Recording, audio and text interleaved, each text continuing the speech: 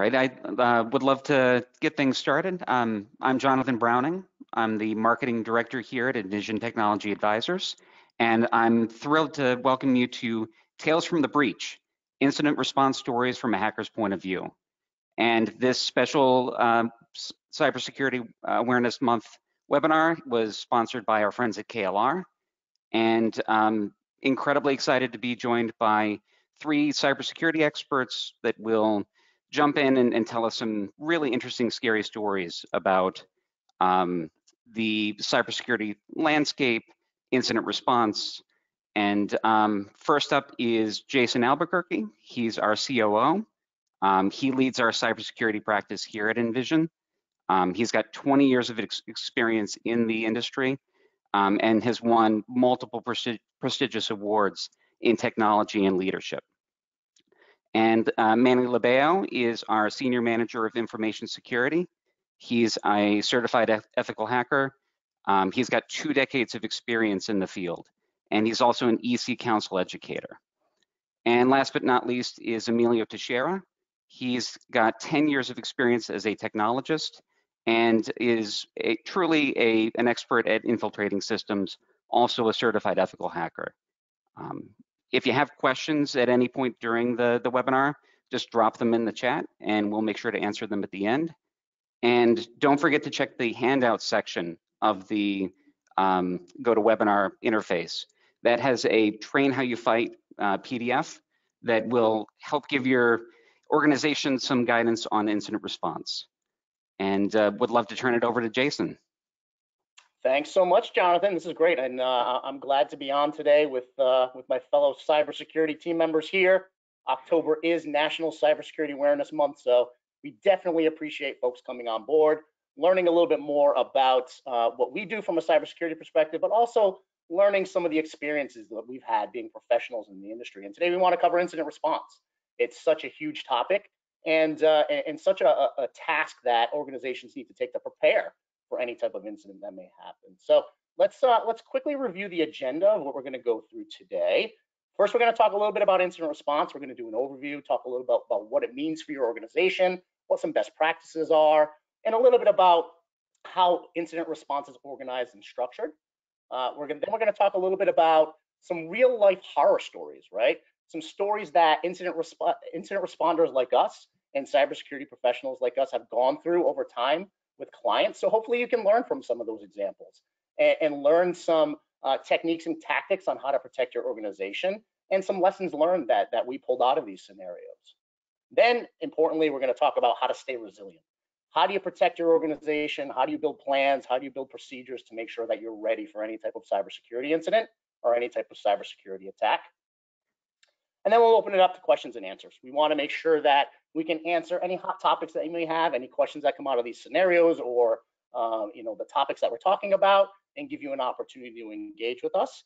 So again, like Jonathan mentioned, please feel free to put them in the chat. We'll address them after the webinar and make sure that we can address any questions that you may have. So let's get started. So first off, incident response, what is it, right?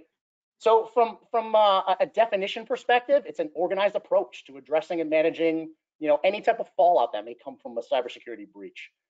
You may have heard it called an IT incident, a computer incident, a security incident.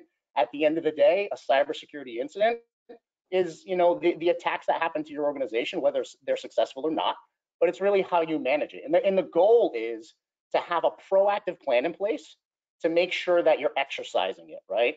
Make sure that it's a plan that has an approach on how to handle all of these types of incidents when they come across your plate or across your table.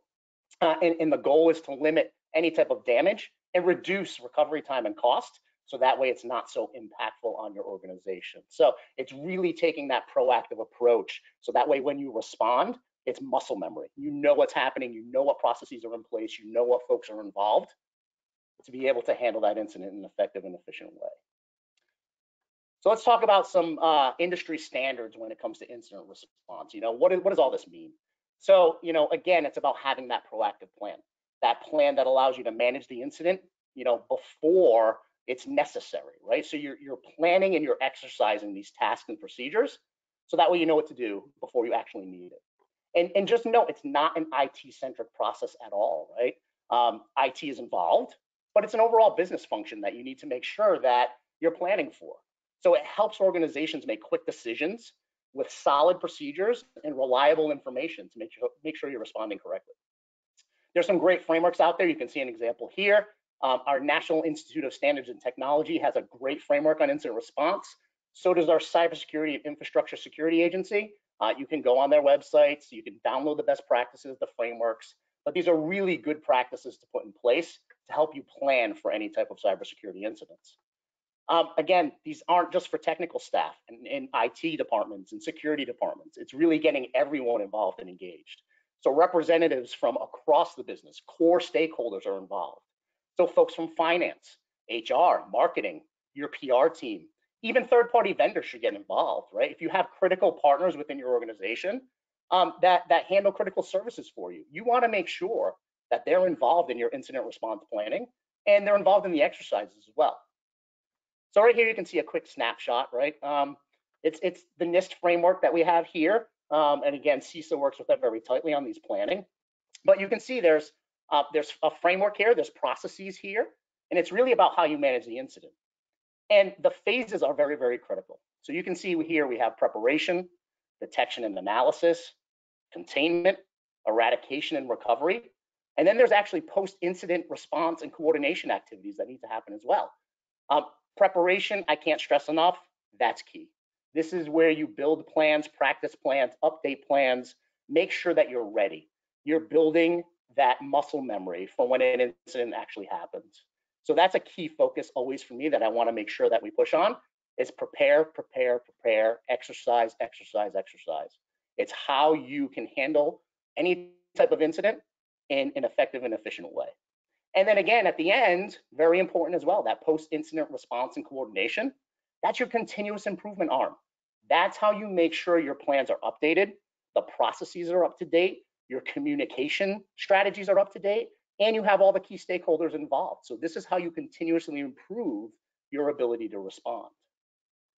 So, we know how incredibly important incident planning is. Statistics actually show that in incidents that are not properly contained, not properly handled, where you don't have a structure or a process, it will absolutely escalate into a bigger problem. And ultimately, that'll lead to more damaging breaches, larger expenses, and major service interruptions. So your ability to respond to an incident quickly and effectively will help your organization actually minimize loss. We've seen it. There are statistics out there. It'll help you contain vulnerabilities or exploits from vulnerabilities. It'll help you restore services and processes in a timely manner, so that way your downtime is reduced. And just so we're clear, incident response doesn't mean a breach actually occurred. Strong incident response plans actually have processes that will allow you to mitigate the risk of a breach. So really stopping the attack before the malactors can get access to data or do harm to your organization. Think of it like alarms in law enforcement or security, physical security organizations. They're catching the criminals before they have the opportunity to steal anything. And as we know, law enforcement organizations have really tight response plans on how they react and respond effectively and efficiently to minimize threat and to actually minimize that harm that's done during an incident. It's that same mentality. How do we build those alarm systems? How do we build those procedures? And how do we ensure that we're reacting to any type of incident before harm is done? That's the goal. So that being said, let's get to the meat of what we want to talk about here. We have a lot of real life stories. Stories that involve ransomware attacks, toll fraud, distributed denial of service attacks, zero-day attacks. They involve technical debt, and they also involve social engineering. We'll go through each one of these examples and explain what they are and some incidents and stories that we've had over the course of our careers that can help you plan for these type of attacks, because it's all about scenarios when you do incident response. You want to be able to plan for certain scenarios. All right, so let's get into the first topic here. So the first topic is ransomware. And Manny's going to jump in here in a minute and talk a little bit about some of our experiences with incident response around ransomware. But if we've been paying attention to the news, we've heard the word ransomware, right?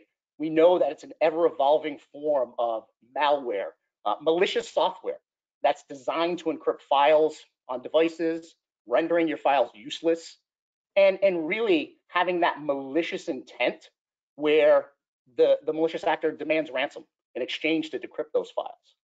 We've seen incidents where entire organizations have been crippled by ransomware where they can't operate. And the only way to get back is either through recovery, which we always recommend, or some organizations have had to face that tough reality of maybe I should pay. So in many times we want to make sure that we're ahead of the game and we can detect it. So in incident response scenarios, we want to find that this activity is happening before it can cripple the organization. So let me kick over to Manny, and he can tell a couple of stories about incident response when it comes to ransomware. We have, the hotel of horrors and the distribution of malware. A couple of situations that we've been through. So Manny, let's kick right in. No, absolutely. No, ransomware is it's apropos. It's in October. It's very scary. Obviously, it's something we hear about all the time.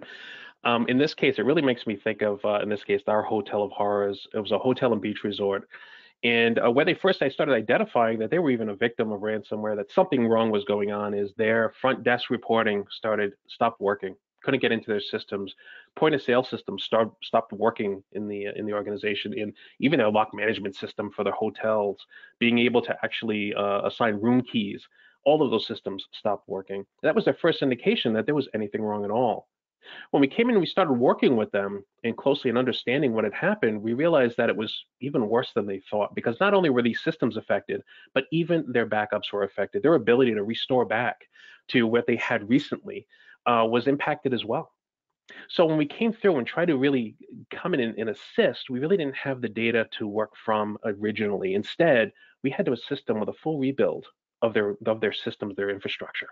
And that was obviously a lengthy process. That took approximately a month to get them fully back up and running. In the meantime, obviously the impact to a business over that period of time is devastating. And the real concern, the real issue that we had is as we went through the rebuild process and got everything back up and functioning, there was such a push to get back into daily operations and get the business back up and running. There wasn't as much of a push to understand the original impact that caused the ransomware to take an effect. So some of the technical debt that we'll talk about, some of the legacy technologies that were in place, those things were still in place with this new infrastructure being brought back into, as there was really pushing ahead to get business back up and running. And unfortunately, within a relatively short period of time, the organization became reinfected. They became victims again to a ransomware attack. And that's always the concern with any incident response, is ensuring that we understand where this originated from, because it's very easy for a malactor to leverage the same methods in order to reinfect and cause a lot of irreparable damage to an organization. Yeah, and Manny, just to jump in here a little bit, some of the things I'm remembering about this incident response activity, at the end when we helped them for the first time, we actually gave them recommendations and remediation recommendations to be able to harden their organization up, so that way things like double ransomware didn't happen again, which was this instance, because the malactors will come back to a soft target if they can. It's unfortunate because this was a very high-end hotel, and they were in the tune of millions of dollars of losses by having these operations down, and they were down for quite a while. Even in the first instance, never mind the second instance. Right. And it had adverse effects. It affected not only their revenue generation, it affected client satisfaction. I remember them having to cancel folks who were staying at the hotel. And at the end of the day, once that second attack happened, I know from feedback that it ended up affecting their liability insurance as well. Their cyber liability insurance was affected by this because they didn't do the necessary remediations to ensure that they weren't vulnerable again to another attack. No, absolutely. It's always a concern, especially when money starts becoming impacted to the business, being able to reinvest and make sure that that investment is taking place to mitigate that risk from happening again or being impactful. This also falls into another instance from a distributor that we had worked with, where in this case, they had an externally exposed server, had their infrastructure externally exposed. And what happened is that hypervisor, that virtual environment, became impacted due to a vulnerability and exploit. And what the malactor did is they actually encrypted everything at the hypervisor level. That means every single server, every device that was in there that was directly served by that hypervisor was unavailable. And that drastically, obviously, as you can imagine, impacted the business's ability to act. Fortunately enough, in this case, there were backups that we could leverage to help restore services for this organization. However, there was still significant impact. Additionally, as part of this, we were able to work on isolation practices. Some of the mitigation tactics we were able to put in place. Number one is pulling this hypervisor off of the internet. There wasn't a need to be there, so mitigate that risk there. Additionally, was the original culprit was a vulnerability because patching hadn't taken place in the proper cadence. And that's 99.9% of the time, ransomware is enacted due to a vulnerability that's been available, an exploit that's been in the wild for quite some time. And it's due to a lack of a patching cadence, a lack of a vulnerability management in place to ensure that these types of attacks didn't take place. So we were able to implement that. But then additionally, something else we needed to do is make sure there was no traversal, because this was a particular asset that was affected. But we had to ensure that when we went through logs, we went through activities, we looked through the environment, did our digital forensics to ensure that any malactors did not traverse from this asset into other portions of the environment, potentially affecting other assets. So this was a textbook case of really being able to get down to a full root cause analysis, go through a lessons learned, put in those mitigation strategies so that this way there was not a repeat of this type of effect. It was impactful enough the first time. Nobody wants to have it come back a second. Yeah.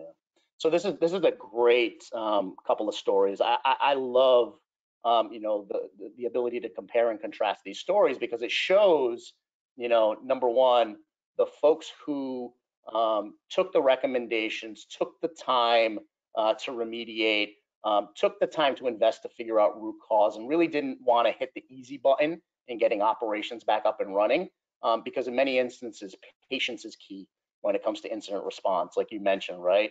Doing that level of threat hunting within your organization to make sure that that cyber criminal isn't stowed away somewhere else within the environment, right? Waiting to attack again, and having that patience is critical. It shows with these two stories the difference, right? The organization that hit the easy button and wanted to, you know, was focused simply on service operations being up and running again, and not doing the diligence in what a true incident response procedure would dictate. They got hit again, right?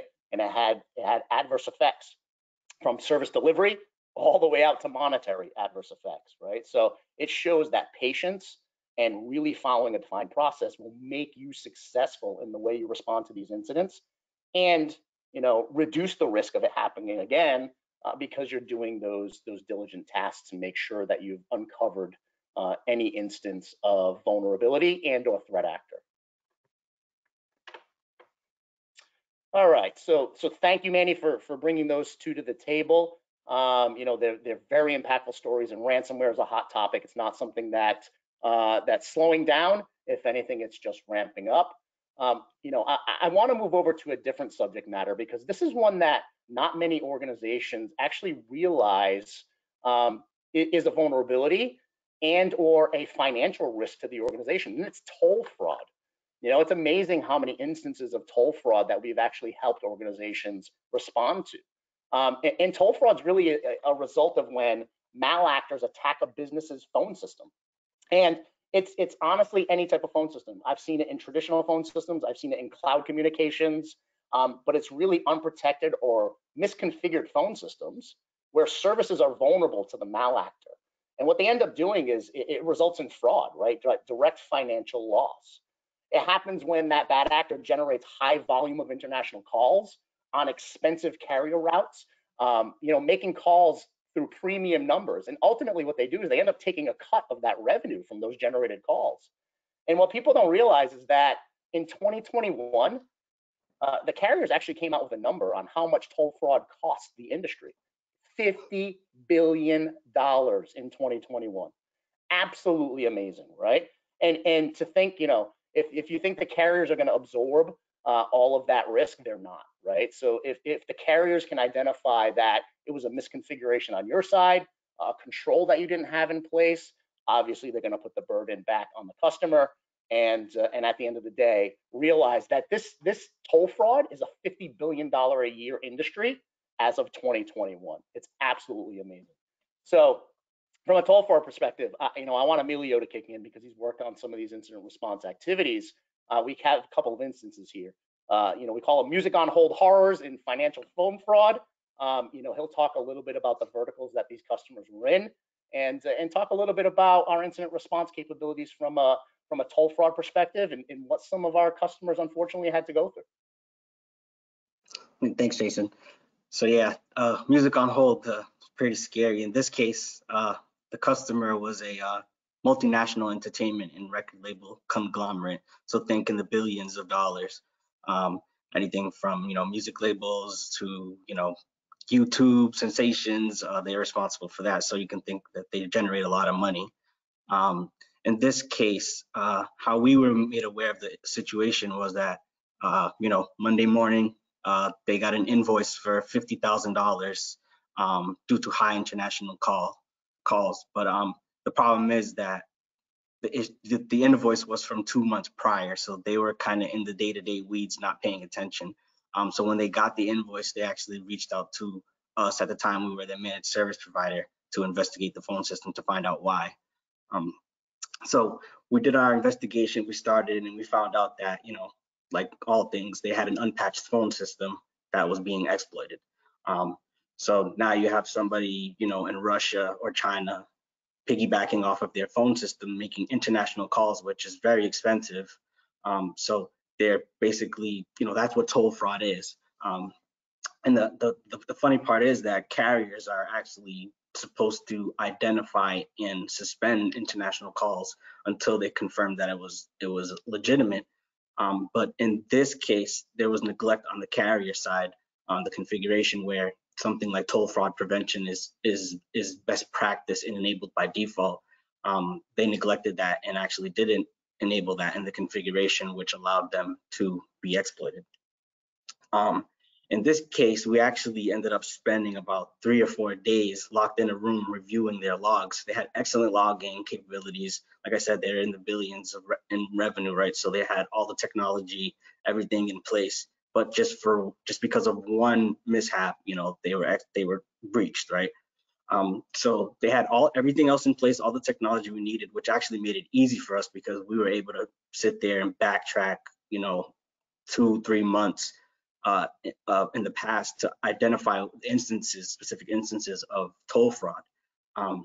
And the cool part about that is we brought that to their legal team, and they actually ended up suing the carrier for getting for reimbursements.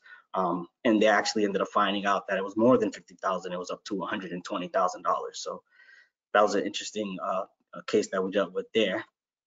And I would say for everybody everybody has a phone system, right? This is something that you want to make sure that your carrier is doing, right?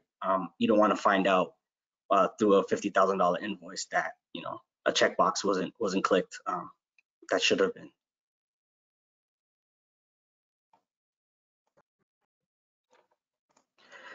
Also have another instance where there was an international financial firm.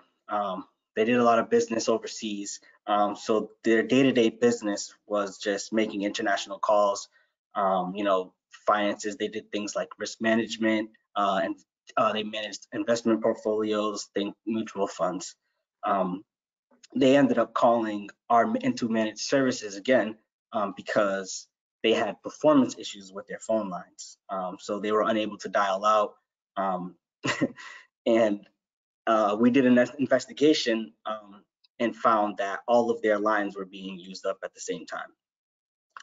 So in order to address the issue, we worked with the carrier, and we found that on the prior to the weekend, Friday night, somebody was trying to make a call, probably scrambling, trying to make a sale or make a little bit of money, and he was unable to dial out.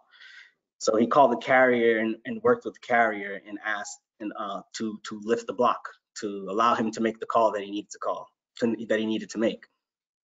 And the engineer at the carrier said, we have toll fraud prevention in place, mechanisms in place that are there by design for best practice to prevent you from being exploited. He said, I need to make this call. I need you to lift this immediately. We'll worry about that after. So then he did what he had to do Friday night into the morning, into the weekend, Monday morning. They were already, they received another invoice for $60,000 over the weekend from the carrier. And so we did our due diligence work with the carrier, found out that that was the problem. And, in this case, they weren't able to get reimbursed. They had to deal with the invoice and they had to pay. So, word of advice is don't bypass security controls for convenience, right? Yeah, So, no, that's a good point. Again, it's a good showing of the difference between how organizations operate and organizations that have some standards in place and others that are kind of just shooting from the hip, right? In the first instance, we had an international entertainment organization that had great processes in place. They're the one place that they may have missed the mark is not just double checking their vendors, right, and making sure that they have the right controls in place with their carrier. That's one place that they missed the mark. But ultimately, their process dictated that we need to respond to this and investigate anything that seems out of the ordinary, and that's where we got involved with that.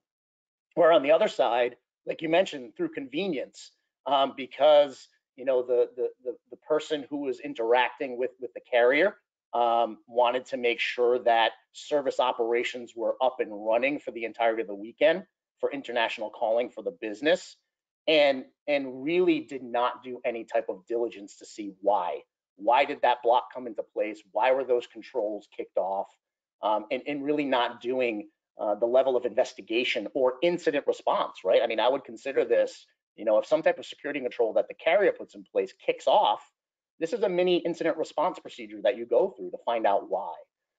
But to your point, for convenience and that really knee-jerk reaction to operational uptime, they were victim over the course of the weekend, right? And now they're responsible because they came back and they said, turn that control off, the business needs to operate, we'll figure it out later. Right? So it's really that difference between the diligence in planning and those knee-jerk reactions that can cost a lot of money if you're not doing the diligence. So thanks, Emilio, for those examples and those stories. Next, what I'd like to do is go over denial of service attacks. So distributed denial of service attacks for customers. This is a malicious attempt to disrupt normal traffic. They typically will target you, the malactors will target you. They're looking for service interruption.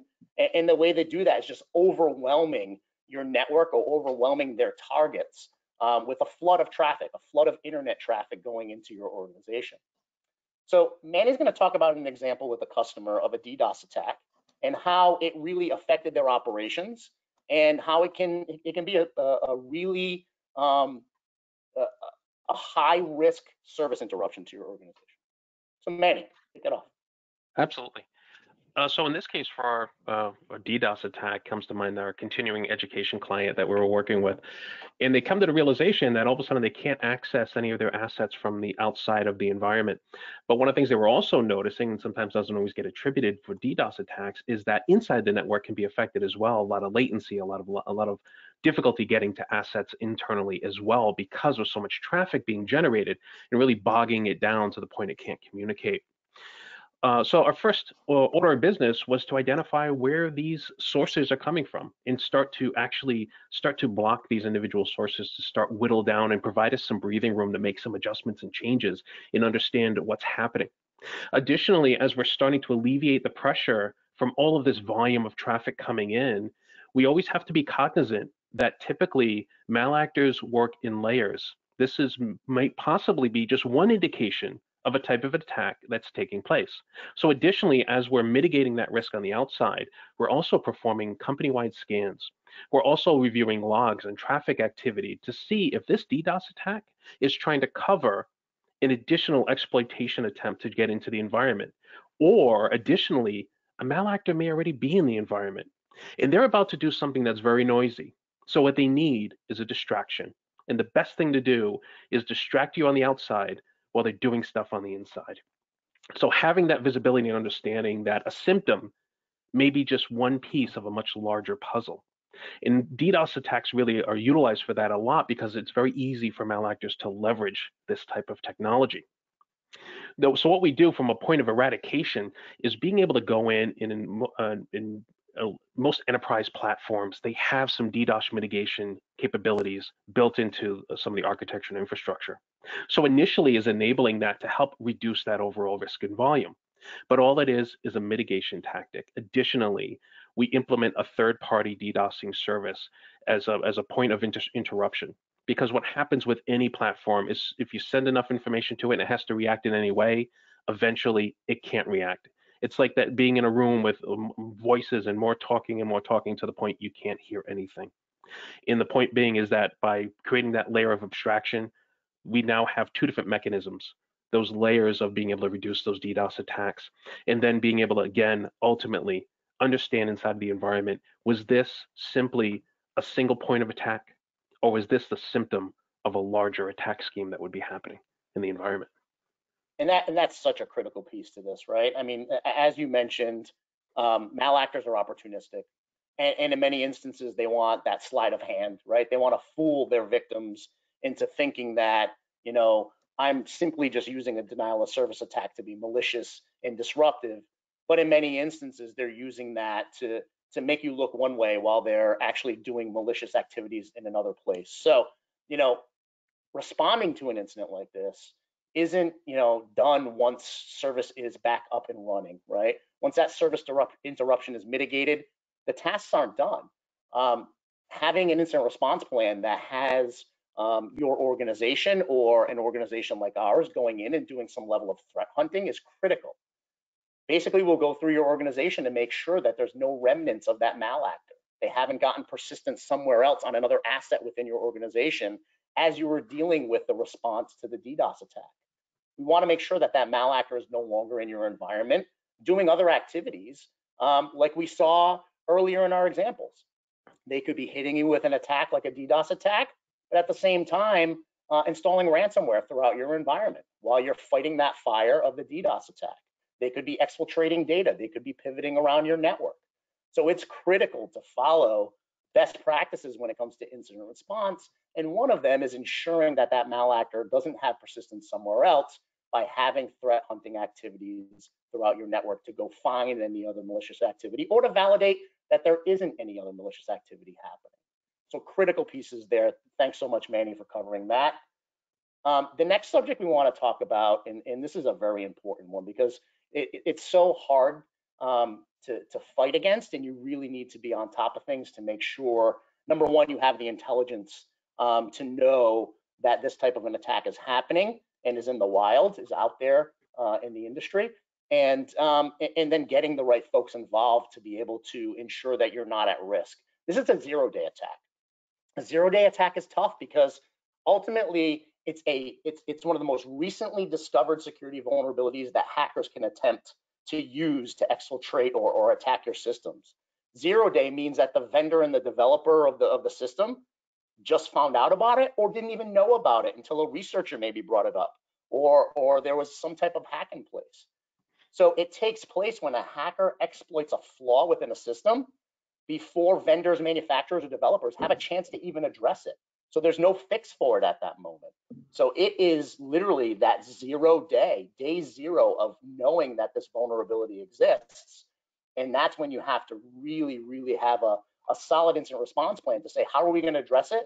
And how are we going to put workarounds in place? How are we going to protect our organization until these patches or fixes come out by the manufacturer or vendor? So, you know, I'm going to let Emilio jump in to 0 day. He's done a few 0 day incident response activities, and he can tell us a couple of stories around that. We have exploits in the wild, and we also have another one called shackled by the supply chain. Emilio? Hey, yep. So actually want to start with this first example because this is a live example. This is something that's actually going on right now that we are dealing with. We actually have about 4 or 5 customers right now who are dealing with this. This new 0 day attack that's out in the wild. It's actively being exploited. It's hard, you know, you don't find out about these things until the customer sends in a ticket or an email saying, hey, something's wrong, you know, something's going on, you know, my firewall's down, or, you know, something's not working. And then it's not only until after that where you get a notification from the vendor themselves saying that, hey, there's a critical vulnerability out there that we know is being actively exploited. That's the true definition of a zero-day attack, right? Something's going on we don't know about that is not disclosed. So we are actually working with 4 customers right now, trying to remediate that. We've had success doing that, but the problem is we're playing keep up, right? They released a new version of the firmware that we needed, that was also exploited, right? So we're just in this constant loop of playing catch up and trying to just basically stop it from happening, right? So for that case, we ended up having to take immediate action, changing configurations to prevent further exploitation. We did our due diligence. We looked at everything, all the log entries, and we could find that it absolutely was compromised. And right now we're working with the vendor, for each case to find out exactly what was taken, what was exfiltrated. So that's an ongoing story that I just wanted to make sure, zero-day attacks are very real. And tomorrow they could be something new. In the past, however, we did have a customer who reached out to us and said that they were receiving emails in the form of like blackmail, saying like, hey, we have your stuff, we're going to sell it if you don't respond to us and work with us to get what we need. It was different than like a traditional ransomware attack where they encrypt everything and you have a ransomware note. In this case, it was more like blackmail. So they wanted to kind of play around and manipulate the customer to see what they can get out of them. And in this case, they were actually sending them bits and pieces of their data that they exfiltrated, things that were sensitive data. And it's actually interesting because I think our jobs it's very funny because I was a consumer of this product that this business was offering. So I actually ended up receiving the breach notification when they made their customers aware. So that was pretty interesting to be involved on both sides, to see how it played out. So that was a good story. But once we did our investigation, we did confirm that their data was exfiltrated. The way that they were breached was there was a exploit for a VPN for the firewall for the VPN feature off of their firewall that was exploited in the zero-day attack. The malicious actor was able to create an account for himself. He moved laterally through the network, hit multiple servers and applications. There was downtime involved. And the data that they had was sensitive. It was personal data, personal identifiable information, social security numbers, credit card numbers, background check information, etc. So that was very interesting to work with them. And in order to recover, we had to kind of go through and sweep through all their systems from scratch. We had to go through recoveries using backups and doing a backup recovery in place for servers. And yeah, that was a really, really stressful one, I would say. It took a lot of time to get through that. There were legal implications involved with that. But yeah, I would say don't ever take a zero-day lightly, because it could really cripple your business if you're not on top of it. This is a good instance, Emilio, where being expeditious and as quick as you possibly can to identify any type of anomalous behavior or service interruption and really raise your hand. It's that see something, say something scenario, right? Because to your point, in many instances, the vendor may not even know about it. So for organizations like ours, or maybe your internal IT and security departments, the ability to jump on any type of indicator that may show there's something malicious potentially happening, that allows us the time to go in and contain it. Like I mentioned earlier in the webinar, a security incident doesn't always mean it's a breach. It doesn't mean data was stolen. It means someone got access to maybe a system or a piece of infrastructure, but our ability to contain that and eradicate it before it does damage is critical. And this is one of those instances where I say, see something, say something immediately, bring in help if you have to. So that way that malactor or that exploit can be contained as soon as possible to limit the damage, minimize the blast radius. And at the end of the day, we know with cybersecurity, it's not if it's when, but when it does happen, when something does happen, if you can eliminate their ability to get access or exfiltrate data, we're winning, right? As a cybersecurity team, as an industry, we're winning, we're beating them, right? So, if we can catch a criminal as they open the door and look into your home and you catch them and they didn't steal anything, that's how expeditious incident response can protect you, right? That's the key there, is allowing teams to be quick to respond. I think the key also with 0 days, it can be difficult, right? Because you have something that you've done all the right things, but you can still potentially have vulnerability. The key is really that defense in depth. To take your analogy, if the window is open and somebody gets in through the window of your house, are other doors locked? Do you have other measures in place to limit the exposure that you have when those inevitable 0 days are going to happen? Hopefully never be affected by one, but if you are, what other controls are in place? What tripwires are in place to understand when something like this has taken place so you can action it right away so that we can bring visibility to it? And to the point like Emilio's dealing with right now, working with the vendor to say, this didn't fix it, it's still exploitable, what's the next step? Always pushing for that next mitigation strategy. While at the same time containing, right, and making sure that malactor can't move around. So That's keeping that visibility and making sure that they can't move around anywhere, right? Containing them, eradicating them, and making sure there's no more malicious activity happening is key. So again, being able to quickly respond is very, very important in these instances, because these are vulnerabilities that are hot off the presses, let's say. All right, so let's move over to another subject that is very important to talk about. Honestly, it really, really is. It's technical debt. And technical debt, honestly, there's two different aspects of technical debt in my eyes. There's prudent technical debt and there's reckless technical debt, right? Technical debt from a reckless perspective is what I want to talk about, because sometimes organizations will invest in cycles, right? But as long as you're making sure that you're maintaining those investments, you're in a good spot. But the reckless side is when technical teams or leadership teams opt out and take faster, cheaper ways to implement things. They neglect to maintain technologies and assets and systems. They neglect to invest to make sure systems are up to date and up to the latest, greatest of the technologies that are not vulnerable. They neglect security patches. And that's really that reckless side of technical debt. And this is where organizations can get in trouble, because ultimately allowing your technology assets to get old and get stale and not be updated, honestly, it will result in a cost later on, right?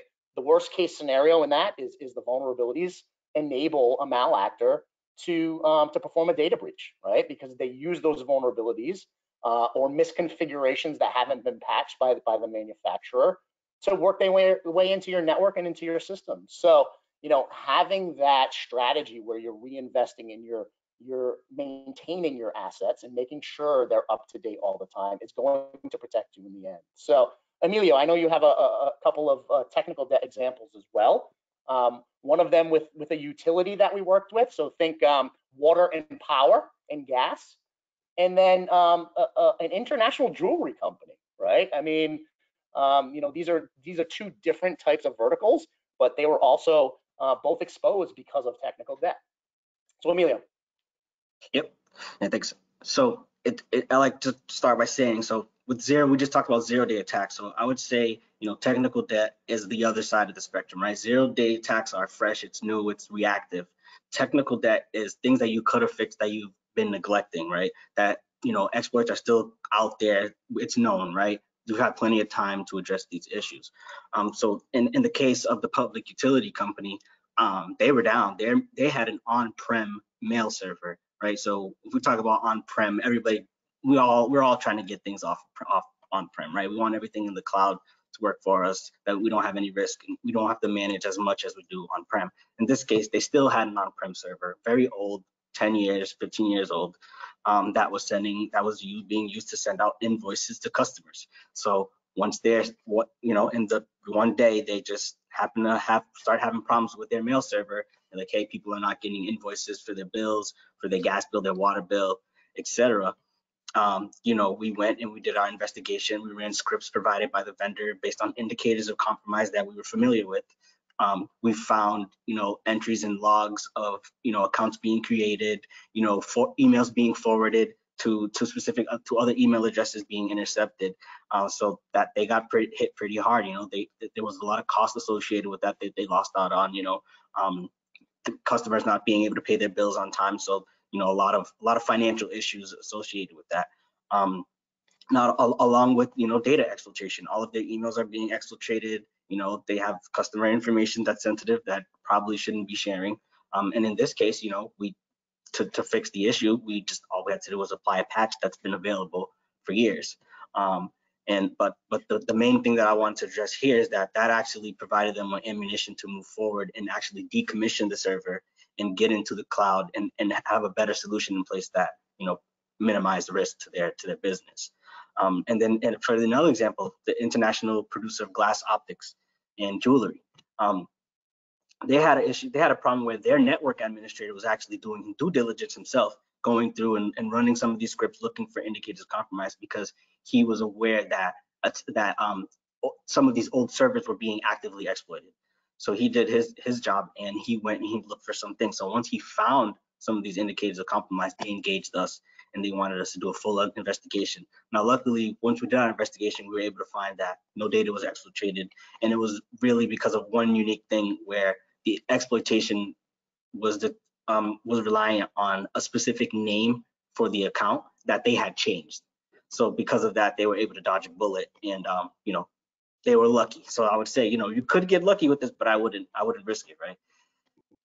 Because then that's how it leads into ransomware and extortion and all these other examples that we gave. Right.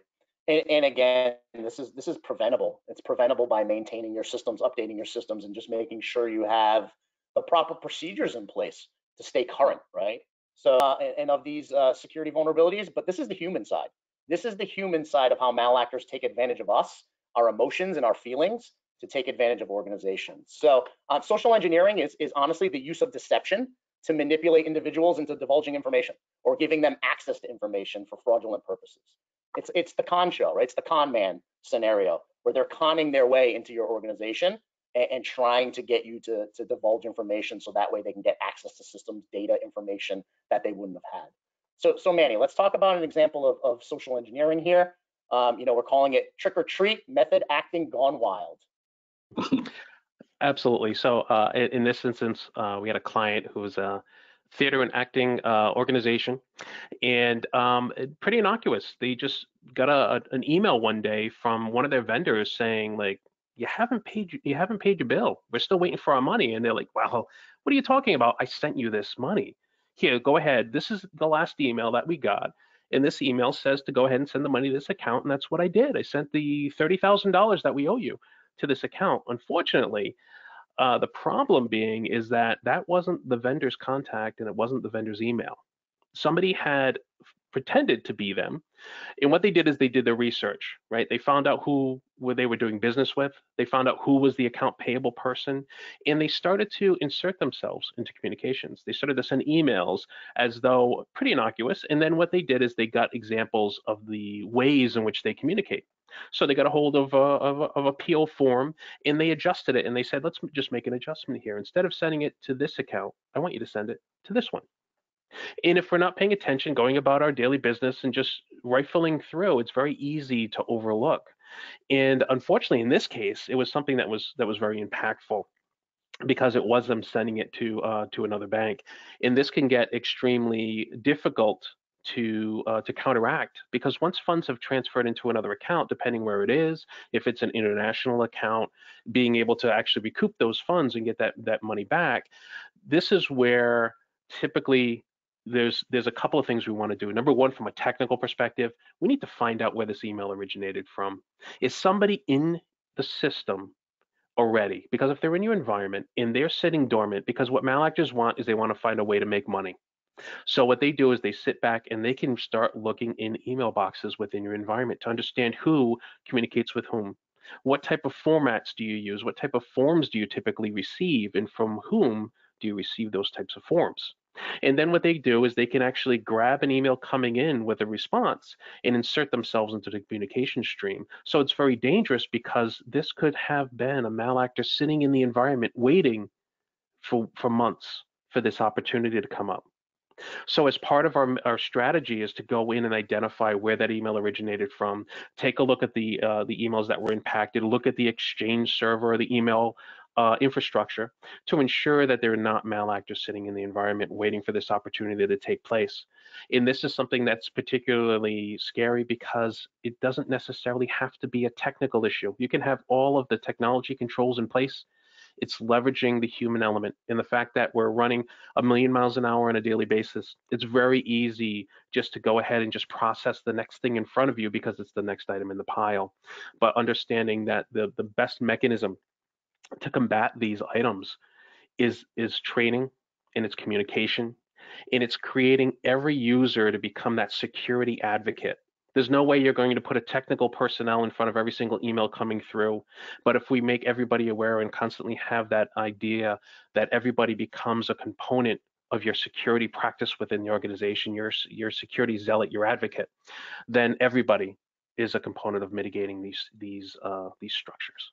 Yeah, and this is a perfect example of security being a shared responsibility across the organization, right? Because social engineering comes in so many different forms. It can be email, it can be phone, it can be text message. There's so many different ways that these malactors want to take advantage of us and get us to either send them money or get access to systems or get access to data. So social engineering is such a huge piece. I want to say that, hacking the human is one of the top threats that are out there today. It's always in the top two, right? Because malactors want those soft targets, and in many instances, manipulating people is the way they can get that initial access. So, I appreciate all these stories. They're incredible stories that we've been involved in. We want to use these opportunities to help our customers and folks like you who are listening to these webinars and on these webinars to have those lessons to learn from, right? So we can become resilient together. So with these stories, what do you do about this, right? How can your business get ahead of all of this? And we talked about it in the beginning with incident response. It's about preparation so you can react and you can protect your organization. So let's go back to the best practices that I had showed in one of the first slides about those phases, right? We have the phases of preparation, right? And if you don't have one already, build an incident response plan, right? Build that plan so you can react. If you haven't dusted yours off in a while, guess what? It's time to update it and exercise it. So think about that for a minute. Make sure you have a plan in place. Identify an incident response team. Remember, diversity is key.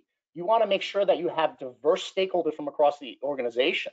From HR, you may need human capital. From finance, you may need financial help during an incident, right? It's not just technology, it's not just a security team, it's a diverse set of folks. Continuously assess your security posture. This is testing for vulnerabilities, this is patching, this is your remediation, this is your process like we talked about for social engineering. Did you have a process in place to mitigate that wire transfer? And this is training your employees. Be prepared. Continuously assess your posture as an organization and your ability to respond. And then I can't say this more, train. Exercise scenarios. Build the muscle memory within your organization to respond to any type of incident. So that way you can beat the malactor to where they're going to and eradicate them before they do damage, right? Find those inefficiencies in your processes and then update your processes and update your plans. From a detection and analysis perspective, leverage industry standard methodologies and frameworks. Zero trust is huge, right? These are the strategies and techniques from a technology perspective where you're always verifying, you're always authenticating and authorizing access to systems. You're using principles of least privilege, where you're only allowing users to get to the items they need to do their job, the systems and the data. Make sure you have good endpoint protection and security monitoring. Those alerts, those proactive alerts are going to protect you against those threats and malicious activity. From a containment and eradication perspective, zero trust helps there as well. There are technologies that allow us to automate and orchestrate containing and eradicating threats automatically. So that way you're not always relying on the humans to identify it. You actually have some systems in place from a technology perspective to follow those processes and automate and orchestrate them so you can protect your organizations proactively. And then even on the recovery side as well, you can automate and orchestrate some recovery as well. Have a strong partner, strong incident response team who can help your organization mature, right? No organization can do this alone. There's not enough security professionals in the world today. You know, we're over 3 million unfilled jobs. Have a good partner who you can work with. Be that business partner and guide you through best practices and techniques to help protect your business. Have a great business continuity and disaster recovery plan where you're protecting those backups from ransomware, so that way you can recover and not have to pay ransom, right? It allows you to get operations up effectively and efficiently, and allows you to make sure your data is protected as well, putting all of these type of strategies in play. And then post-incident is extremely important as well. This is your continuous improvement in communications arm, right? After testing or after a real life scenario, it's your opportunity to evaluate the effectiveness of your plans, your processes, your technologies, your recovery capabilities. What good is a backup if you haven't tested it, whether or not it's actually going to work when you restore it? You don't want to get to that point where you're trying to restore and your backups fail, right? And you realize your backups have been failing and you can't restore. You also want to share information with key stakeholders, right? Especially in 0-day scenarios. You want to make sure that your partners and your clients know about it, law enforcement knows about it, so they can tell the world that these 0 days exist. Sharing information is key for all of us to stay protected. So thank you very much. We're going to open up the floor here for a minute or two just for any questions that may be out there. Please don't forget to download our Train How You Fight Incident Response document that we want to share with you. And Jonathan, let's open it up for a couple of questions if we can. I know we're running up on the hour, but we want to make sure we take some questions. Yep, absolutely. And I think we could probably extend a couple minutes beyond if we need to. Excellent. I was reading the story about the chief security officer at Uber, who is now being held criminally responsible for the conduct that happened associated with their breach. Can you talk a little bit about how a C-suite executive or a business owner might be held responsible if things go wrong? Sure. Yeah, actually, you know, on Business Security Weekly, the podcast that I also co-host, we actually talked about this a week ago Monday. And honestly, this is where you know, the shot across the bow happened for cybersecurity executives and executives in general. This is the first instance ever in history that an executive has been held criminally liable for any type of a breach and negligence due to a breach. So if precedent stands, just let it be known that executives are not going to be responsible for any type of negligence that happens. So this basically says, do your due diligence, board of directors, do your due diligence, executive team, make sure that you're investing in cybersecurity, make sure that you're investing in good process, make sure that in incident response scenarios like this, you're open and transparent, right? That's part of the issue that happened with Uber, is that there was a lack of transparency, and the perception, and later on it was found to be true, that they were trying to brush this incident under the rug and kind of mask, you know, exactly what happened to their customers' data.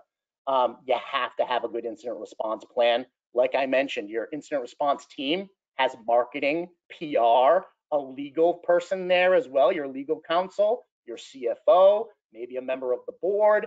This is a perfect instance where in incident response, if you have the right stakeholders, you'll be able to get legal opinion, you'll be able to get communication planning, you can actually put communications out there in an effective and efficient way to your customers. So, you know, you're not sweeping information under the rug and you're very transparent.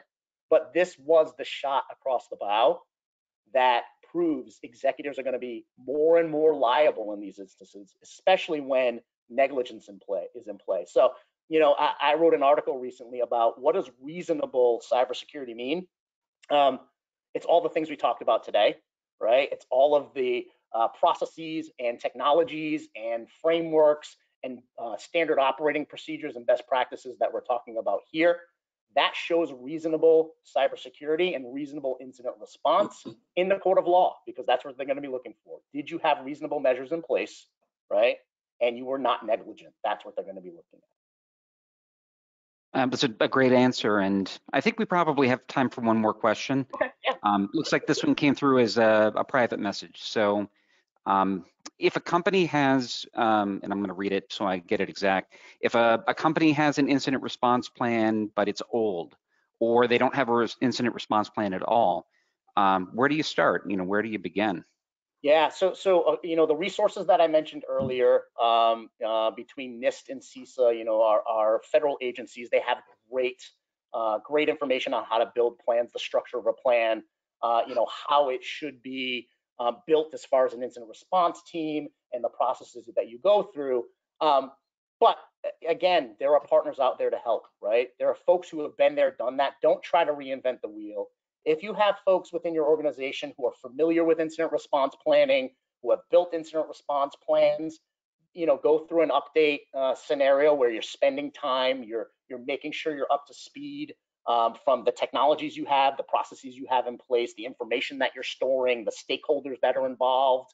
But if not, or if you're questioning whether or not you need some help, reach out to a good partner like us. I mean, we've built incident response plans not only for our organization, but for organizations all over the world, and we've helped them fine tune them and test them, right?